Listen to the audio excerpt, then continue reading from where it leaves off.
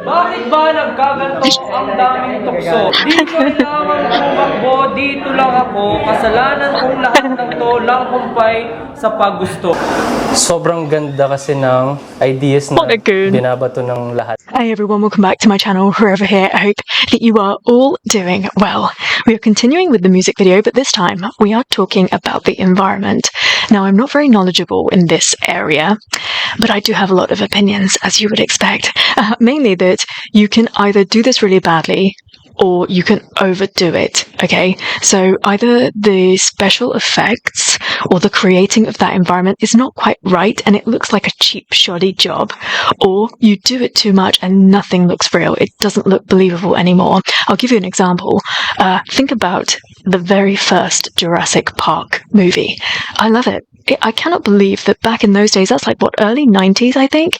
In those days, everything that was created for that movie looks outrageously real, like so damn good. And I know in those times that was like one of the first and it was super expensive and a job well done. Even when you watch it today, it still looks fantastic.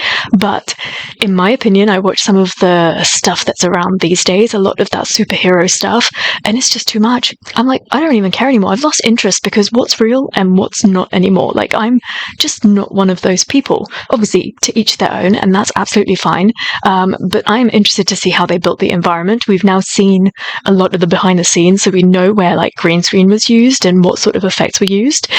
But there was some real hard work done to kind of get the two to meet in the middle, I believe. I don't think I could quite say that it's like 50-50, but I felt like it was like a meet in the middle sort of a situation. There was a lot of stuff that happened on the set, on the costume, on the makeup, on the whole character building, to make everything feel really believable and like have an emotional value to it. But of course, this is going to show us everything else that came in to build that new world for us. Enough talking from me. Please can we watch this together?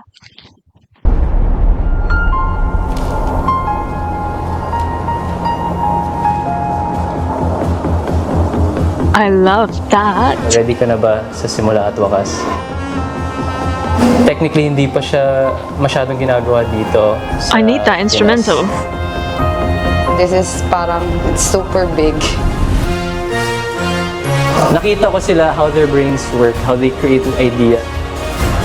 We really want to send a message to all of the listeners. You did. It's definitely much bigger. Be ready, Ange. This is parang, it's super big. Kumapit ako, gaano kalaki siya ganon.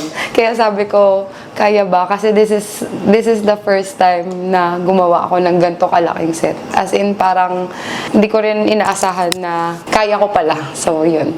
This time, yung set and props namin, mostly ginawa talaga siya from scratch. Yung concept ng dam kasi is, ang hirap maghanap ng naturally ganun na siya. Usually sa music videos namin, pupunta talaga kami sa mga lugar kung saan makukuha namin yung hinahanap namin na vibe or yung dating talaga ng lugar. Punta kami ng kuweba. Oh, this was such a long time ago. It was. Pumunta kami dito para mag-ocular nung space ng studio. Grabe, para akong nalula talaga ako dun sa laki ng chroma. So around late That November, is freaking huge. minessage ako ni Ate IC. Sabi niya, Nico, ready ka na ba sa simula at wakas? So wala pang 1 minute nag-yes na ako. Tapos after that, dire-diretso na yung brainstorming meetings namin to get ready for preparing to pitch para sa music video. You want it like windy, like foggy windy? Doon talaga yung nasa isip ko eh. Yeah, okay. I can just copy Lagay ka paste. pa na isa pang scaffold, tapos malalaglag.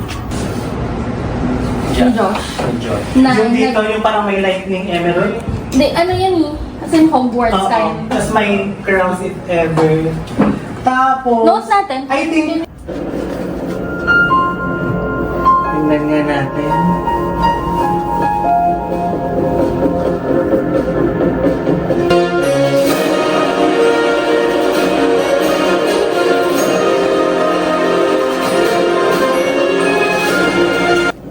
Prisoner. Let's go!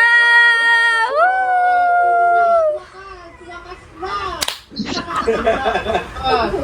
Stevie Dino. na ang pagsimula. Let's go. Ready na? Sure ka? Lahat ng tao na nakapaligid sa'yo na parang dun pa lang sa creative deck. Grabe nung sinend sa akin yung ni IC na sabi ko, IC, nung binabasa ko siya, parang nagtetel ng story. Tapos parang kinikilabutan ako kasi sabi ko, shucks, ano to? Parang pagka nabasa mo yung ganong parang brief, gusto ko siya ma-experience. Tapos gusto ko makita kung kaya talaga na magawa natin. IN 18. ATIN to? Oo, so A, B, C, D, E, F, G, H, I, J, K.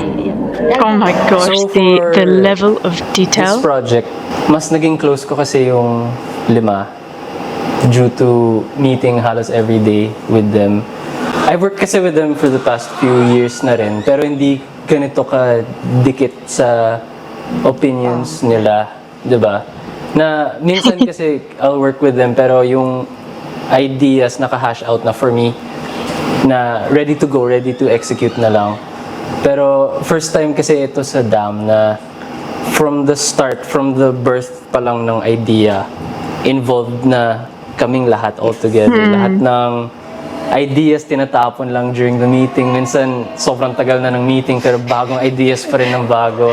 Tapos minsan, kapag tapos na yung meeting, palabas na lalapit si Ken, "Oy, Miko, actually, maganda din to."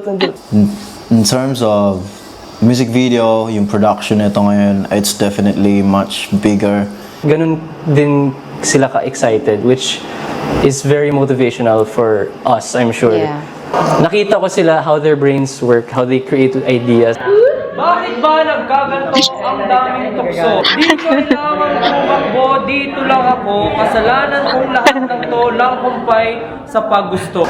Sobrang ganda kasi ng ideas na binabato ng lahat ng kasama sa prod. So, ayokong i-limit sila sa hindi kaya. Imagine working with somebody that So for thinks like this. music video, I forced myself din na mag-aral ng bagong software na And mas this is what they want. Mas kaya ng kailangan. Sobrang laki ng risk na tinitake namin.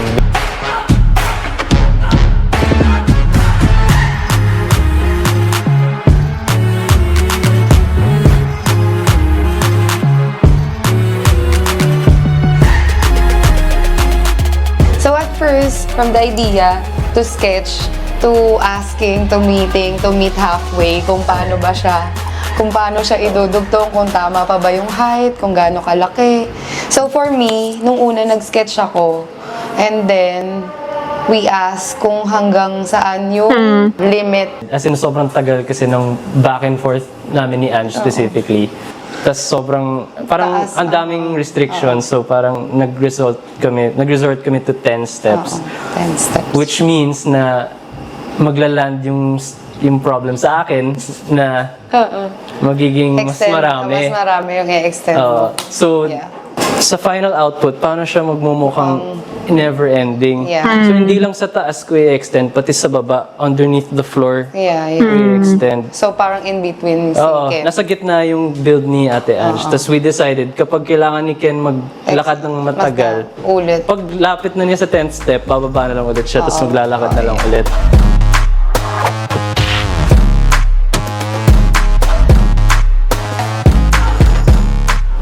What happened then before that was, di ba kailangan natin in a way end officially yung pagtatag era?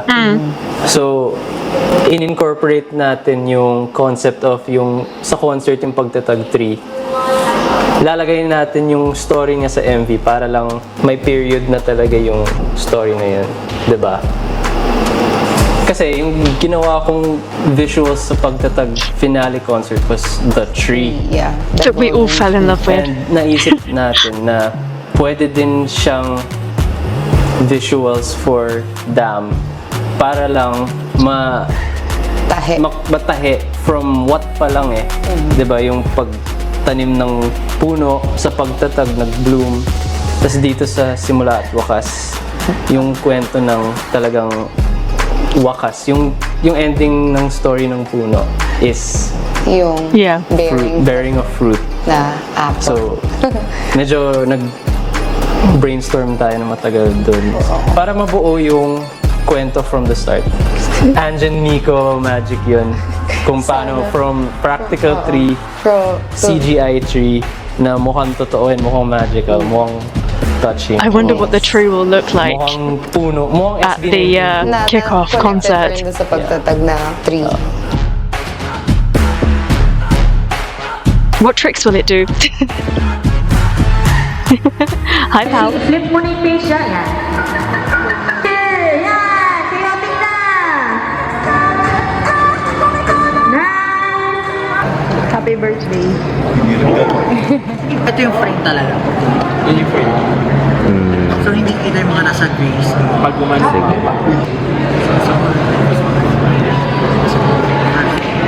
For me, ako nga, sabi ko palagi, kahit sobrang hirap niyan, gagawin ko yan. Gagawin ko talaga yung 100% best. Alam yan ng everyone.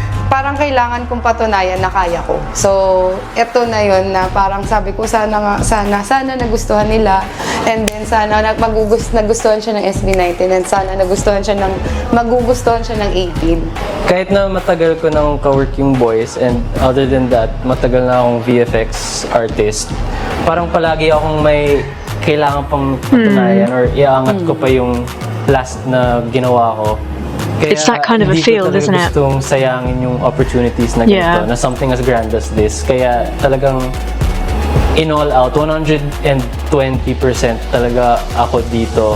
Sana talagang napatunayan namin yung kaya namin kasi as early as now, sobrang proud na talaga kami sa ginawa namin. Sana po nagustuhan niyo yung music video ng DAM and the song itself kasi pinag-effortan namin yon, and we really want to send a message to all of the listeners and we want to inspire people. So sana po ay masuportahan nyo, pakinggan nyo, and ma-inspire kayo sa ginawa naming kanta at music video.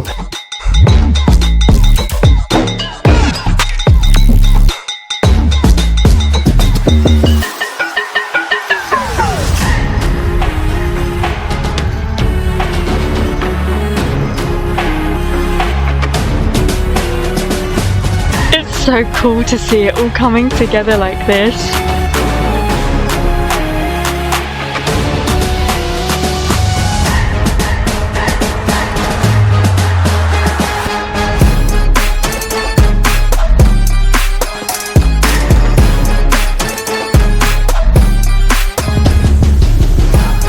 This instrument is the traditional Filipino instrument, am I right? Because that's one of my favorite sections in the song. When this happens, I'm just like, oh my gosh. This is what I mean, you learn so much, and interesting that they're obviously still talking about linking that story together. We see that story and that concept is the most important thing in this entire comeback. And I don't know, the amount of work that's gone into this, guys, I'd be surprised if it wasn't used in at least one other song. It just feels like, why not? I know it will be used and utilised at the kickoff concert and concerts, but wouldn't it just be great if it was used in one other song or something? Please, just don't say this is the end. I love the place that they've made, this new world that they made, and watching this, you can just see how passionate they all are. They found a subject, a genre, a concept where all five of them, I felt, were really passionate about. And I'm not saying that they haven't been previously, but this was different. The way that I saw each of them engage and put forward their ideas, I was like, wow, there's something that all five of them were just on fire about. Really interesting to see how this environment kind of came together. And like I said, they kind of met in the middle. So there was a lot of work that happened on the costume and the set and the props.